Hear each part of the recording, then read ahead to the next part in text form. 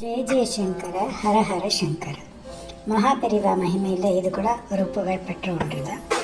ஒரு ஏழை தொழிலாளி பெரிவாவின் தீவிர பக்தராக இருந்தார். அவருக்கு பல ஆண்டுகளாக தீராத ஒரு பெரிய கடன் சுமை இருந்தது. வாங்கிய கடனுக்கு வட்டி கட்டவே அவர் வாங்கிய சம்பளம் சரியாக இருந்தது. குடும்பமும் வறுமையிலே வாடித்து பலரிடம் உதவி கேட்டும் பலன் இல்லை. இறுதியில் என் குறையை தீர்க்க அந்த நடமாடும் தெய்வத்தால் தான் முடியும் என்று காஞ்சிபுரம் வந்தார். அவர் வரிசையில் நின்று பெரியவாளை தரிசனம் செய்தார். பெரியவா அவரிடம் எதுவும் பேசவில்லை. ஆனால் அந்த பக்தர் விடை பெற்று செல்லும் போது பெரியவா அவரை அழைத்து தன் மடியிலே இருந்த தட்டிலிருந்து ஒரே ஒரு ரூபாய் நாணயத்தை, அது அக்காலத்து நாணயம், எடுத்து அவரிடம் கொடுத்தார். அந்த பக்தருக்கு ஒரு நிமிடம் ஏமாற்றமாக இருந்தது. பெரியவா, எனக்கு ஆயிரக்கணக்கில் கடன் இருக்கிறது, இந்த ஒரு ரூபாய் அதை எப்படி தீர்க்கும் என்று மனதிற்குள் நினைத்தார்.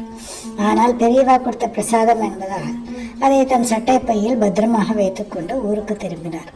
அவர் பேருந்தில் சென்று கொண்டிருந்த போது அவருக்கு பக்கத்தில் ஒரு செல்வந்தர் அமர்ந்திருந்தார்.